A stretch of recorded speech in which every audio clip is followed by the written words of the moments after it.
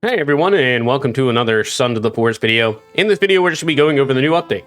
It is a big update, there's some big changes, and all of it looks really good. I'm going to be hopping into this game today on stream, so if you see this video while my stream is active, come check it out, and you can see some of the changes as I work through them.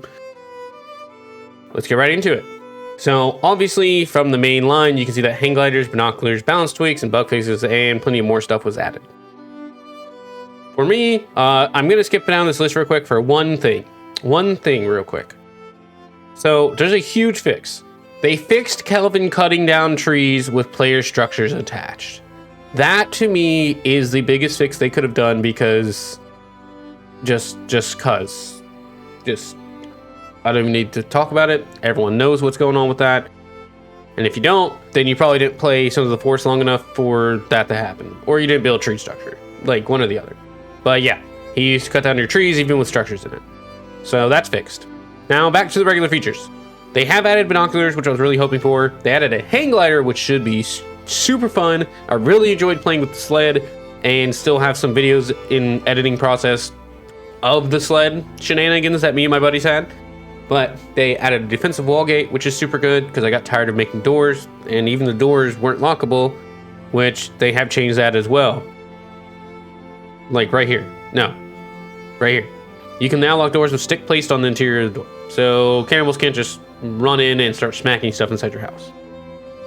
They did add another mid-game boss fight. They added being able to reset your settings, which should have just been in there in the first place. And added some leather suit for Virginia. They also made it so all your small structures can now be grabbed and moved, which is amazing because I definitely had to smash a couple structures because I placed them in places and they weren't close enough to the walls inside of my buildings and stuff like that. So, there is new headshot death animations and some more story elements added. I'm looking forward to doing this because I'm just a master of the bow craft and constantly headshot cannibals all the time. Or you can use the pistol and you just get them anyways. So, that's really nice to have that added. I'm looking forward to seeing all the AI changes because it looks like they did this along with making down here muddy cannibals will now get less angry, so they'll have less aggro in general. The other big thing for me is this fish trap should now work. I was telling my buddies that it did not work. They kept being super adamant that it was just the location they put it. I told them they probably should put it somewhere where you can actually spear fish. But clearly it was just actually broken. So, haha, y'all were wrong. I don't know how this is actually going to help anything because small birds will now land and eat gainfulness. I don't know if that's going to mean if they land and eat and then you kill them in the air, they'll have more food or what that even means because it just doesn't make, I don't understand why that's needed or what that has to do with anything. A little weird. But aside from that, you can hide player names and projectile reticle and trajectory, which will be just more of a hardcore gameplay if you want that. It looks like they've added lookout towers to some cannibal villages. I wonder what those are going to look like, if it's going to be the brig. Like, I'm just wondering what they'll look like. I wonder if they'll be heavy set or if they're going to be just made of sticks or what they're going to look like. So they've added UI for zoom in for the story paper pickups, which if normally I would just click anyways to look at it, but it didn't tell you how to do that. So it's good that they added that. They had a new structure type called the one-sided apex, which I don't know what that is. We'll mess around and see if we can figure out what the hell that is, but it fills space between a leaning beam and its supporting beam. So I guess it's just like a support in between like a angled beam. So like if you have an angled beam on a straight beam, you could put like a middle beam on them or something for a little extra support, I guess. But I'm not sure. We'll check it out.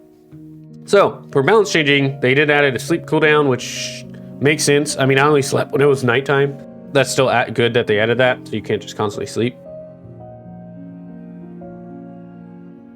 I'm happy about this. They set rest drain from hunger and dehydration to 0. So instead of you immediately waking up or just constantly having your rest drained, it'll only happen when you're out of hunger and dehydration, which makes sense. They do have the player sleep interruption events added now. Instead of it just being like you not being able to sleep if there's enemies nearby at all, you'll randomly have an interruption event and you'll have to fight some. Looks like they tweaked a couple different things, like the fire drain rate, which makes sense because you could start a fire and it'd be on for like 2 days straight. So it's good, kind of good that they did that. I'm glad that they added berries, giving more fullness, because man, you just didn't get anything. They were just honestly pointless. They were like, blueberries were completely pointless because the amount of food they gave you was just so minimal. You might as well not even have them. I will say the energy drink being half much hydration and less energy buff does make sense because it was kind of OP. It would just fill both of those like halfway. So you drink 2 and you're just completely full. I didn't really use herbs and mushrooms that much, so that, like, we'll see. I don't know how big of a difference that'll be for the fullness and hydration on that. Looks like the hard enemy health setting has been reduced by 1.25 times health instead of, I think, 1.5. So they should be a little easier because, man, they were definitely, like, the big dudes definitely were very spongy. Like, they would take so much damage, like so many arrows. I shoot them in the face like 6 times with an arrow and then they'd finally go down, no matter the arrow. Increased cannibal armor health, which kind of makes sense because, I mean, you break their helmet and then you shoot them in the face and they only die like 1 shot. I don't understand why they added this. Kelvin catching fish order will end after a time. I don't understand why they did that. Like, I just want him to collect fish forever. I want to come back to my camp and have just like a pile of like 200 fish, even though it won't really have that much because they just disappear after a certain amount. I definitely noticed this. We kind of were in a game for kind of average amount of time, and there was a lot of enemies in one of the caves we went in. It was kind of crazy, but I'm glad they added that. I'm looking forward to seeing how the AI reacts to some things now with them being chained. And it looks like they have the shotgun damage, which I mean, it was kind of OP. You just killed everything in like 1 or 2 shots, if that. Like literally almost everything was 1 shot if you're close enough. So I didn't even know you could sit and rest. I just thought they were just aesthetic, but apparently actually sitting actually does things. So I'll have to check that out. I don't know what regular puffies is because I don't even remember what the other puffies is. So I wonder what those will be. Or if they're already in the game and they just added it to the dining hall for some reason.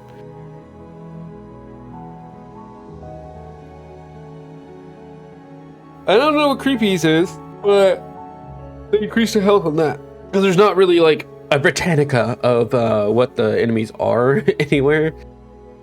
Or like a page that tells you them. So I don't know what a creepy is. But that's pretty much the update. I'm not going to go over all the other stuff because it's just kind of fixes and simple stuff. They did fix the bouncy logs, so when they drop in water, they don't fly 10 feet in the air and stuff like that. And just a couple other little simple things.